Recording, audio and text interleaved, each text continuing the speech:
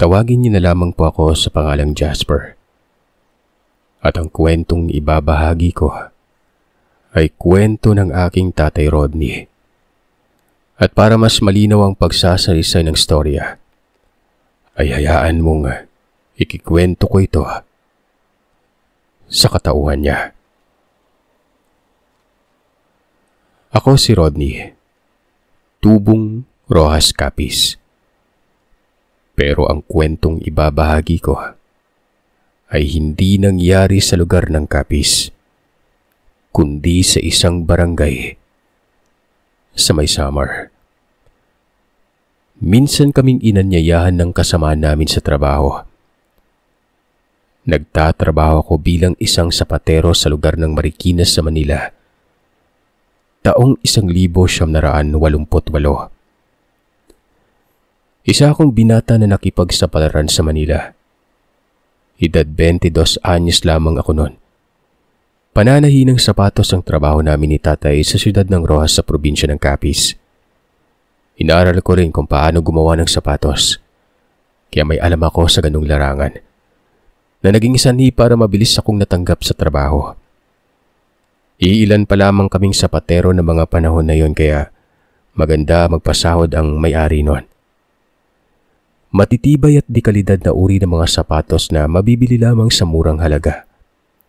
At dahil sa kalidad ng sapatos na ito, naengganyo akong kumuha sa amo ko ng hulugan.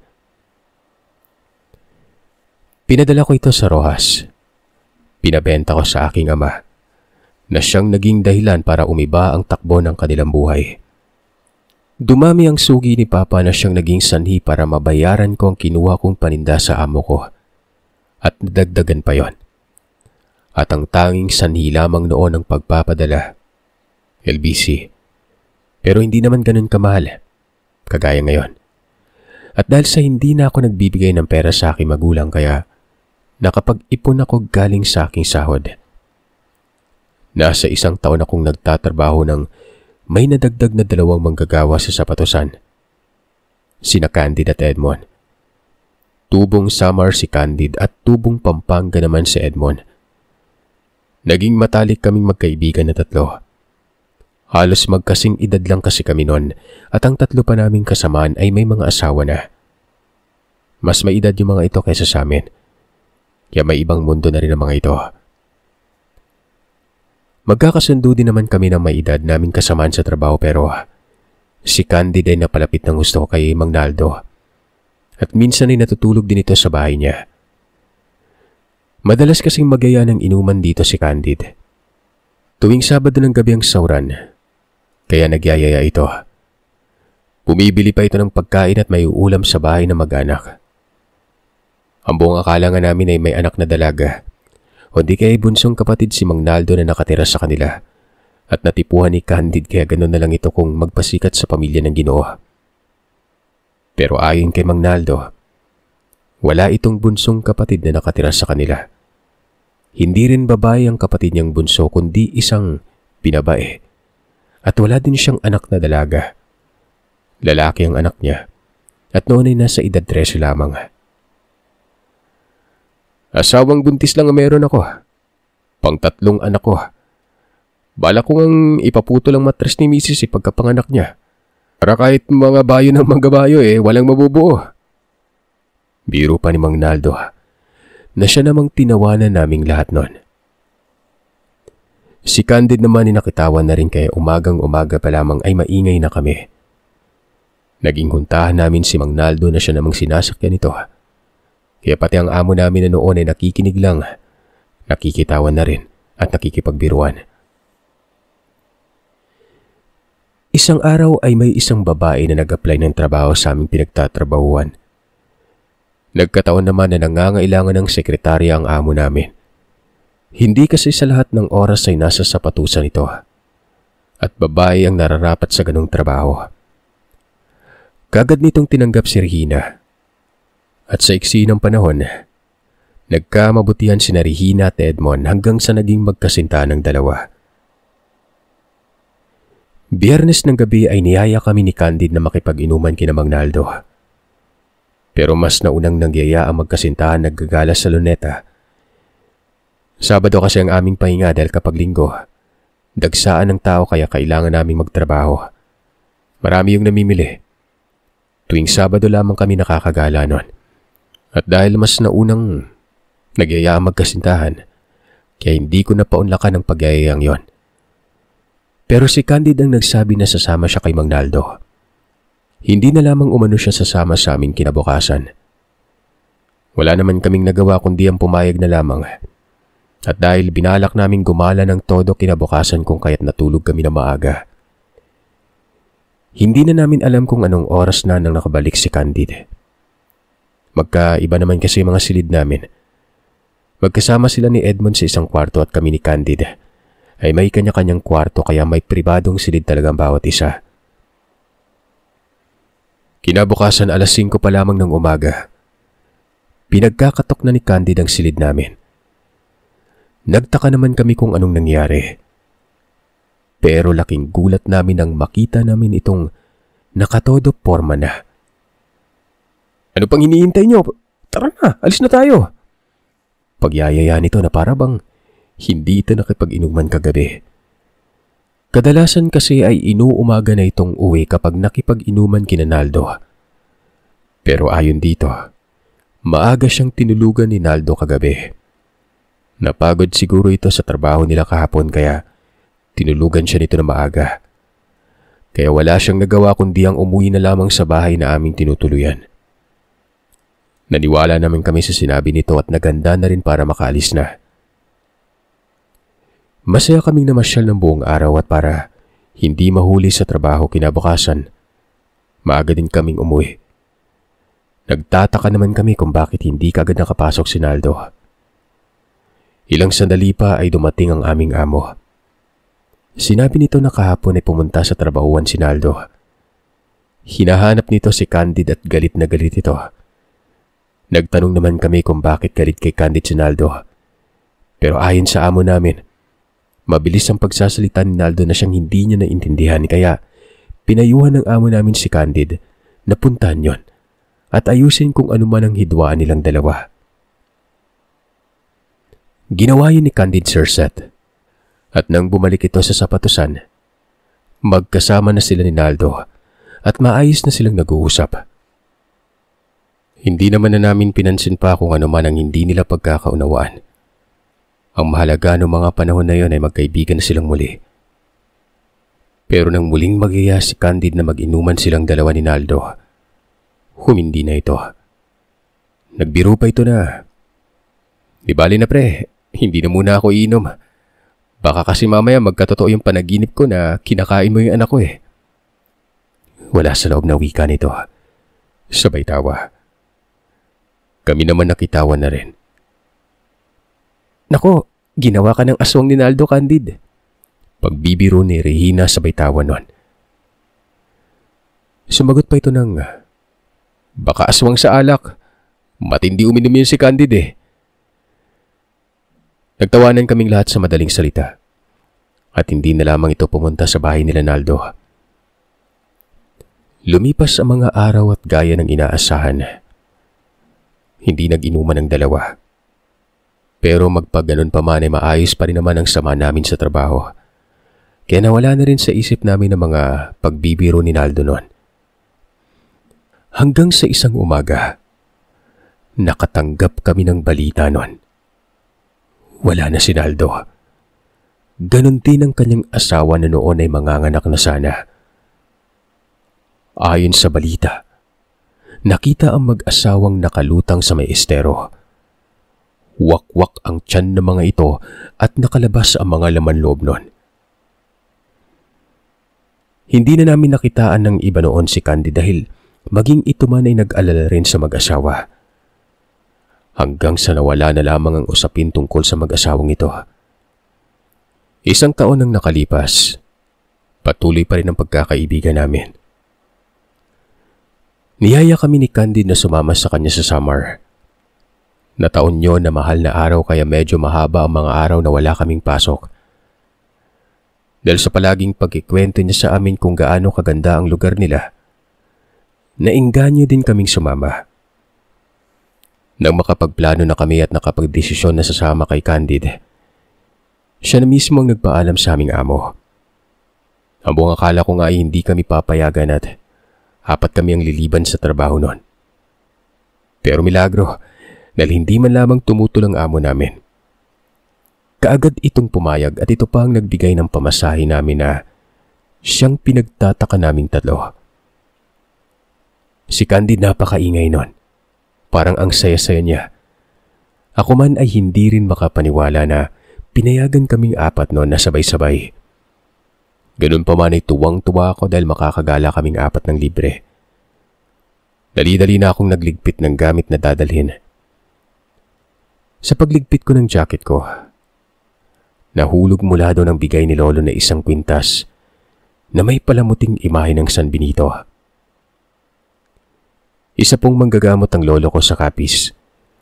At nung pumunta ako sa kanila para magpaalam na magtatrabaho sa Manila, ibinigay niya sa akin ang kwintas dahil ayon dito, ito ang aking magiging proteksyon. Wala naman sa loob ko na sinuot ang kwintas na yon. Pagkatapos ay tinago ko yun sa loob ng aking damit. Nakaugalian ko naman ang magdoble ng damit. Yun bang bago ako magsuot ng kamiseta may suot muna akong sando. Kamiseta ang tawag namin noon sa damit na may manggas. At ang damit na nakapaloob sa kamiseta ay sando. Pagkatapos naming magligpit ay kaagad naman kaming naganda para makaalis na. Wala pa naman kaming tiket noon sa barko kaya nagbabaka sakali pa lamang kami na makakuha noon. Ay nga, tila ba umaayon talaga sa amin ang panahon. Mabilis lang nakakuha si Candid ng tiket sa barko para sa amin. Lumipas sa mga oras at tuluyan na kami nakasakay ng barko. Si Candid ay panay ang bida kung gaano kaganda ang kanilang lugar. Tinanong ko ito ng, "Tol, gaano ba kalayo yung lugar niyo mula sa sentro?" "Medyo malayo, Tol. Nasa isla kasi kami. At yung isla namin, tanaw yung isla ng Capiz. Minsan nga pag nawawalan kami ng tubig sa isla, sa Rojas kami bumibili ng tubig gamit yung bangka Tumango naman ako sa sinabi ni Candid noon. Ang hindi ko lang maintindihan ng mga oras na yon. Bakit habang nag-uusap kaming dalawa, nararamdaman ko ang pag-init ng kwintas noon. Habang si Candid naman para bang hindi ito makadikit sa akin kahit na magkatabi kami. Napapansin ko man pero ipinagsawalang bahala ko na lang ito. Maayos naman itong nakikipag-usap sa akin noon. Naisip ko na lamang na baka may masamang hangin na tumabi sa akin kanina. Kaya kung ano-ano ang pumasok sa isipan ko. Mabilis na lumipas sa mga oras. Nakatulog naman ako ng mahimbing sa cabin na nakatalaga sa akin. Nakarating kami ng maayos sa Samar. At mula doon sa sentro, sumakay na lamang kami ng jeep papunta sa bayan na pupuntahan namin noon. Mula naman sa mismong bayan ay kailangan naming sumakay ng tricycle para marating ang daungan ng bangka. Pagdating sa lugar, nababahala ako dahil sa paminsan-minsang pag-init ng suot-suot kong kwintas. At ito pa, Sir Seth. Si Candid, naging tahimik. Makikipag-usap lang kapag kakausapin namin. O hindi kaya ay may itatanong ito sa amin. Ayos lang naman dahil kami rin ay wala nang gana magsalita sa tindi ng pagod na aming naramdaman. Pinagtitinginan kami ng mga tao habang sumasakay ng bangka noon. Nang makaupo ako sa upuan ay may tumabi sa akin na isang may edad na babae. Tinanong ako kung saan kami pupunta at kung saan kami nanggaling. Sinagot ko naman ang lahat ng katanungan nito. At nang sinabi ko dito ang lugar kung saan kami pupunta noon, napakunot ang noon niya. Nang magkaroon ng pagkakataon, pinulungan ako nito. Nagbigay babala patungkol sa lugar. Sinabi rin ito na maraming kuno-kunong aswang na nakatira sa lugar na yon. At ako umano, may kakayang makalabas pero ang magkasintahan ay wala. Wala umanong pangontra mga ito. Halos hindi ko alam ang sasabihin ko sa ginang. Mabuti na lamang at maingay ang makina ng bangka. At si Candid naman ay nasa 2 upuan ng pagitan sa likod mula sa kinauupuan ko. Sinabi rin ng ginang na kailangan ko mabigyan ng babala ang dalawa ko pang kasamahan dahil kapag hindi ko yun ginawa, ay baka mabiktima ang dalawang ito. Magkahalong takot at pangamba ang naramdaman ko ng araw na yon. Sinabi rin ng ginang na hindi niya ako mabibigyan ng pangontra dahil may kasunduan itong nabanggit. At kapag may isa umano sa kanila na lumabag sa kanilang napag-usapan, may mananagot at mananagot umano. Nagpasalamat lamang ako sa kanya sa pagbigay nito ng babala sa akin. Pero ang unang nasa isip ko nang tingnan ko ang matanda at marinig kong magsalita, baliw siya. Hindi ko na ito pinansin nang bumaba na kami ng bangka para hindi na malaman ni Candid na may nakipag-usap sa akin na ibang tao. Ayon din naman kasi sa kanya ay huwag basta-basta makipag-usap sa kahit na sino lang. Muli, maraming tao ang nakatingin sa amin ng mga oras na yon. Ipagsasawalang bahala ko na lamang talaga dapat ang sinabi sa akin ng matanda pero yung tricycle driver na sinasakyan namin o sinakyan namin noon, hindi din nakatiis. At kung ano ang sinabing pagbabala ng matanda, ganun din ang sinabi niya. Pero nang tinitigan ito ni Candid, binawi niya ang kanyang sinabi, Sir Seth. Magpaganon pa man ay tumingin ito sa akin na tila ba nagsasabing maniwala ka sa sinasabi ko. Pero tiningnan ko lamang siya na may ibig din akong sabihin. Hindi ko lang mabitawan kung anong gusto kong sabihin nun. Sina Regina at Edmond kasi ay may sariling mundo. Wala silang pakialam sa paligid na para bang lunod silang dalawa sa kung anuman ang pinag-uusapan nila. Nang makarating kami sa bahay nila Candid, tuwang-tuwa ang mga magulang niya.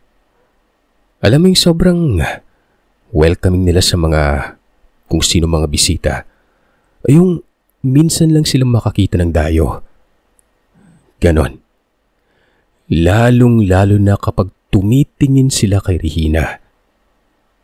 Titig na titig sila sa dalaga. Pero pagdating sa akin, Sir Seth, hindi ko maintindihan o hindi ko mabasa ang sinasaad ng reaksyon ng mga ito. Alam mo yung hindi nila ako ramdam. Doon na. Si Candid ay nag-iba ang pakikitungo. Ganun pa man ay sinabi nito na sa silid niya ako matutulog nun. Dahil ang kabilang silid ay para kina Regina at Edmond. Mag-asawa umano mga ito kaya kailangan nila ng pribadong silid. Wala naman akong nakitang mali sa suhestyon na yun ni Candid pero pinagdiinan ko naman dito na ngayon lang naman kaming tatlo magkakasama sa iisang silid nun. Tsaka may papag naman. Sa papag na sila, ako na lang sa sahig nun. Mabuti na lang at sumang-ayon si Edmond sa suhestyon ko kaya wala nang nagawa pa si Candid. Pero nagbitaw ito ng mga katagang, sige lang, ngayon lang naman yan eh. Alam ko may ibig sabihin yon. Hindi ko lang maintindihan noong mga panahon na yon. Kaya nga tol, ngayon lang naman. Sagot ko. Ngumisi si Candid. Hindi ko na lamang yun pinansin pa. Tuluyan na rin naman itong lumabas. Si Edmond naman ay excited na nakipag-usap sa akin. At ibinalitang 3 buwan na umanong buntis si Regina. Kahapon lamang nila nalaman bago kami bumiyahe paalis ng Manila. Congrats tol. Tanging nasabi ko lamang ng ilang sandali pa ay pumasok sa silid si Candid noon. Tinatawag na raw kami para makakain na ng hapunan. 6:00 na rin kasi yun ng gabi. Pagdating namin sa pag ay napakaraming pagkain na nasa mesa. Animoy hindi sila naghihirap nun. Taliwas sa itsura ng kanilang kubo. Tibla ba napakaluma na kasi nito at nangangailangan ng makumpuni. Sa hindi malamang dahilan, tila ba nakikita ko yung totoong itsura ng mga pagkain na nasa lamesa. Ang paniniwala sa lugar namin ay kapag ang isang tao nakakakita ng totoong anyo ng isang bagay, maaari niyang hawakan ng bunbunan ng isang tao na walang kakayahang makita ang mga bagay na nakikita lamang ng ikatlong mata. Kung kaya't kunwari ako na natumba at sinigurado kong mahawakan ng bunbunan ni Edmond. Hindi naman ako nabigo sa naisip kong paraan. At sa gulat nito ay natapik niya ang kamay ni Regina na noon ay sumasandok na ng isang bulok na karne. Mabuti na lamang at mabilis ang memorya nitong si Edmond. Kagad nitong sinabi na wag muna kumain ng karne dahil kakarating lang namin. Baka hindi kami matunawan at sumakit ang tiyan namin noon. Dahil doon, nagbago ang ekspresyon ng mukha ng nanay ni Candido. Pero saglit lang yon. Maya-maya ay ngumisi na ito na tila ba nagsasabing, ayos lang yon. At dahil sa halos walang mapag-usapan habang nasa hapagkainan, kaya nagtanong na ako kung kailan ang kanilang salo-salo. Sumagot naman ang nanay nito na Huwebes ng gabi. Magsisimula ang fiesta hanggang Biyernes ng gabi. At sinabi rin ito na 3 pa lamang sa kanilang kakarnihin ang dumating noon. Bukas pa darating yung iba na dadalhin naman ng mga pamangkin ko, wika nila. Napamura na talaga ako sa isipan ko at iniisip ko na kami ang balak karnihin ng mga yon. Pero hindi ko naman ito isinatinig. Nang matapos na kaming maghapunan ay nagboluntaryo na kaming maghugas ng pinagkainan. Pero hindi pumayag ang ina ni Candide. Nagsipasok na lamang kami sa silid at doon ay dali-dali kong hinanap ang aking maliit na kwaderno na siyang nililistan ko ng mga pinapadala kong sapatos na binebenta ng mga magulang ko sa lugar namin noon. Nagsulat ako sa papel ng mga pinag-usapan namin ng alis sa bangka at sinabi ko na rin dito sa dalawa na wag na silang gumawa ng ingay. Kung kaya't kahit naguguluhan, ay tahimik pa rin ang dalawa. Napag-usapan rin namin ang mga pagkain na nasa pagkainan. Kung kaya't ganoon na lamang ang pagpipigil ni Regina na gumawa ng ingay. Mabuti na lamang at tapos na kami sa aming usapan noon. At sa binabalak naming pagtakas kinabukasan, gawa ng bigla na lamang pumasok si Candide sa kwarto. Medyo nilakasan namin ang aming kwentuhan at nagkatawanan pa. Kung kaya't nakangisi naman si Candide na pumasok sa silid at nakipagkwentuhan sa amin. Mukhang napasarap yung kwentuhan natin mga tol ah. Wala naman kaming magawa tol kaya kwentuhan muna bago matulog. Iyaya kami nitong mag-inuman sa labas. Pero humindi kami. At ang dahilan namin ay ayaw naming magbigla ang aming katawan sa alkohol. Pagod pa kasi kami sa biyahe noon. Bukas ng gabi tol. Tamang-tama, nakapagpahinga na kami niyan at nakapag-adjust na yung katawan namin sa klima dito sa lugar nyo. Muli naming katwiran kay Candide na siyang nagpatango dito. Ilang sandali pa ay nagpaalam na itong lalabas na ng silid. Ayon dito ay na-miss niya ang kanyang mga tiyuhin at mga pinsan sa inuman, kung kaya't makikipag-inuman na muna siya sa mga ito. Pumayag naman kami at sana ay sasama pa sa kanya sa labas pero ito na mismo ang nagsabi sa amin na wag na. Ibaw man ang ugali ng mga tiyuhin niya at mga pinsan. Baka mapahamak pa umano kami noon. Bago tuluyang lumabas sa may binigay itong langis, sinabihan kami nito na mag-aplas muna noon sa aming mga pulso at sintido para wala umanong masamang kung ano ang makaamoy sa amin. Sinabihan din ito si Regina na mag-aplas na kaagad. Baka kasi hindi na matansya ang mga tao sa labas at hindi na si Regina aabot sa pagsasalo. Magtatanong pa sana si Regina kung ano ang ibig sabihin ni Candide. Pero si Edmond na mismo ang sumaway dito. At sinabihan itong sundin na lamang niya ang pinapagawa ni Candide sa amin. Ginawa na lamang namin yung lahat ng walang tanong-tanong pa. na siya namang ikinatuwa ni Candid noon. At muli ay lumabas na ito ng silid. Malakas na huntahan naman ang narinig namin sa labas. At dahil ang ibang salita nila ay kapareho sa amin sa kapis kung kaya't ang ilan sa mga ito ay naiintindihan ko noon. At doon ko nakumpirmang aswang nga ang pamilyang aming napuntahan. Kinabukasan ay hindi na kami ni Edmond naglagay ng langis noon. Tanging si Regina na lang. Ginawa niya yun para maitago ang amoy ng kanyang ipinagbubuntis. Nagpaalam kami kay Candid na maglalaba lamang at maliligo sa ilog. Pumayag naman ito. Humingi pa ako sa kanya ng maliit na sako na lalagyan ko ng mga madumi naming damit. Ang hindi nito alam ay sinasalansan ko mabuti ang bag namin sa sako. Pagkatapos ay nilagay ko sa ibaba ang madumi kong damit noon. Kasama ng damit ni Edmond. Kung gaano ka-strikta ang paningin ng nanay ni Candid sa akin ay ganun naman kalambing ngunit matalas sa mga mata nitong nakatitig kay Regina. Tila ba nakikita pa rin ito ang sanggol sa sinapupunan ng babae. Dinala kami ni Candid sa ilog. Ayon dito ay palipasin muna namin ang 1 oras bago kami maglabas sa ilog noon. Dahil sa mga oras na yon, ay halos pang tubig dagat ang tubig ng ilog at hindi ito maganda na maligo at maglaban ng damit. Sumang-ayon naman kami sa sinabi ni Candid. Nagpaalam ito at iniwan kami kasama ang 3 kabataan na noon ay tila ba sabik na sa pagdating ng gabi. Pinag-uusapan kasi ng mga ito ang magiging hapunan nila mamayang gabi noon.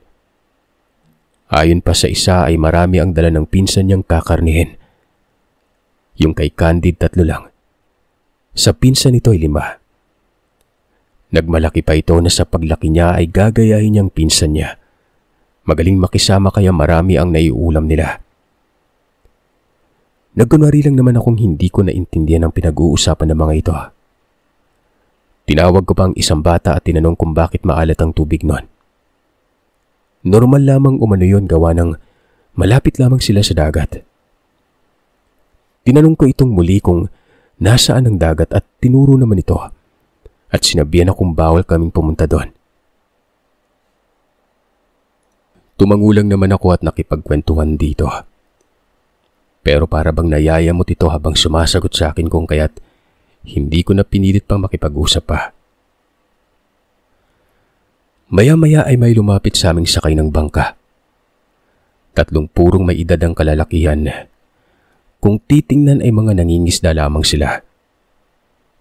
Pero bigla na lamang nagsitakbo ang 3 kabataan na siyang nagbabantay sa amin sa ilog noon. Nung nakatakbo na ang mga ito ay mabilis kaming sinabihan ng isang matanda na magmadali na at sumakay na sa bangka noon. Dali-dali naman kaming sumakay. Inuna naming sinakay si Regina at kami ni Edmond ang sumunod. Dala ko pa rin ang sako na may lamang mga gamit namin. Nasa 10 metro ang layo namin sa lugar na makita namin sina Candid kasama ang mga tiyuhin nito at pinsan. Nagulat kami nang marinig naming umaalulong ang mga yon kahit magtatanghali pa lamang. Ganyan sila kahayok sa laman. Kahit tanghaling tapat nagsialulungan Nawala na makakain. Mabuti na lamang at nakasabayan niyo sa pagsakay si Milagros kahapon. Siya'y nagbigay ng kaalaman sa amin kahit na kinabi na ito makarating lamang sa lugar namin.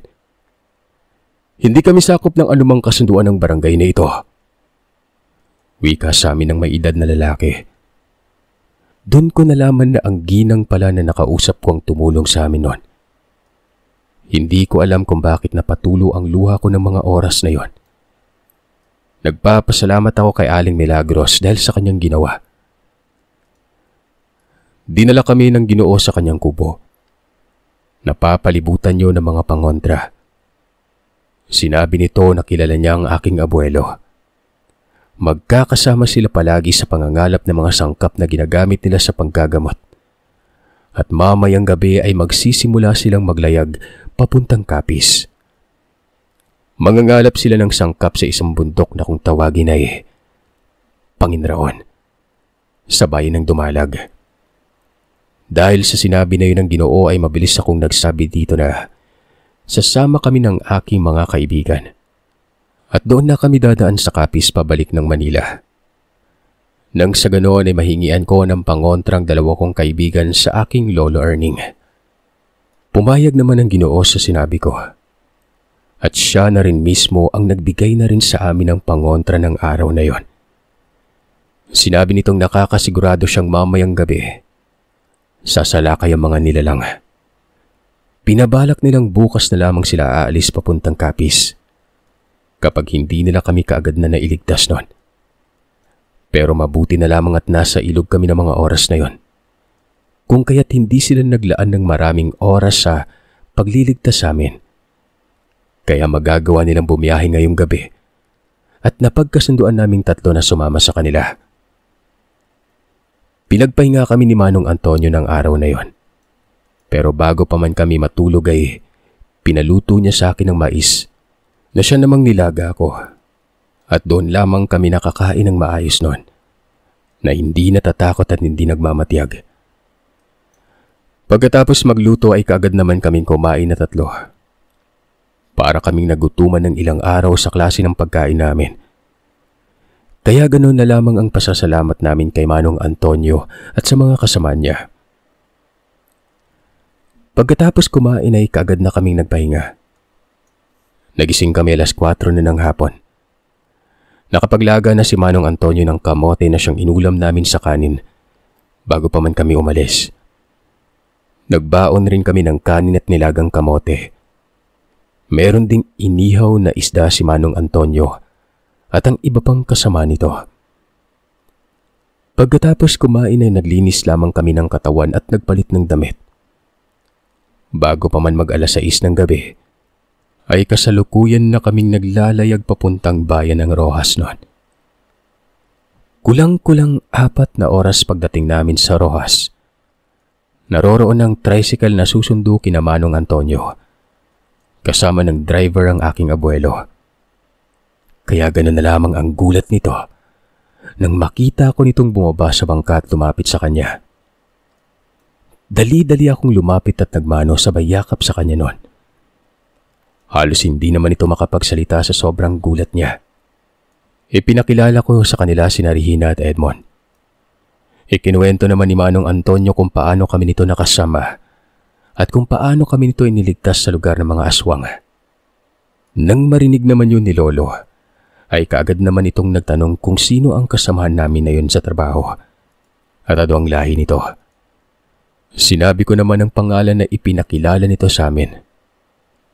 Pero ngayon ay napapaisip ako kung yun nga ba talaga ang totoo niyang pangalan. Nang walang ano-ano ay may dumaong na bangka nun. Sakay nito sina Candid, ang ama nito at ang 3 nitong tiyuhin.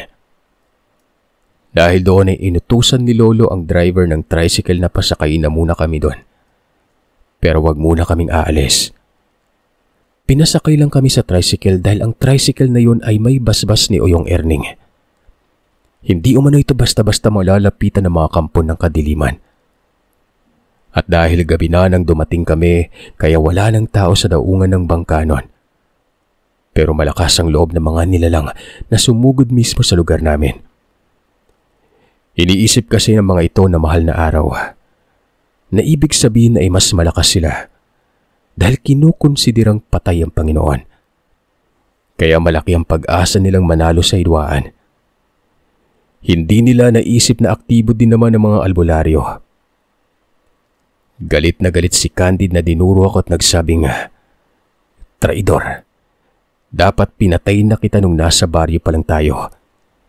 Sinira mo ang lahat ng plano ko. Hindi ko naisip na maiisan mo ako noon." Nanlilisik ang mga mata na tila ba nawawala na sa sarili.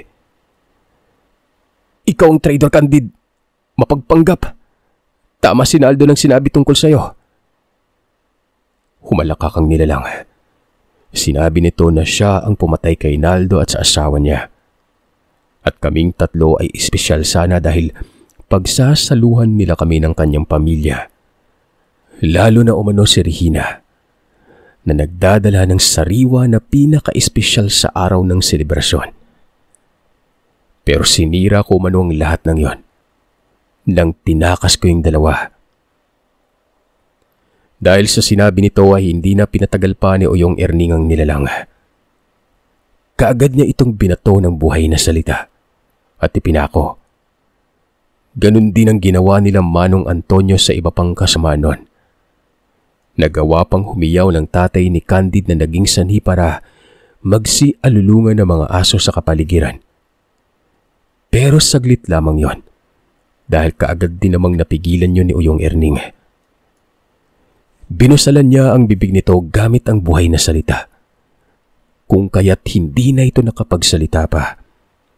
At ang mas malala ay tila ba siya ang binalikan ng mga katagang sana ay bibitawan niya para mahuli si Uyong, na siyang naging sanhi para masawi si Candid noon, kasama ng kanyang mga kasamahan.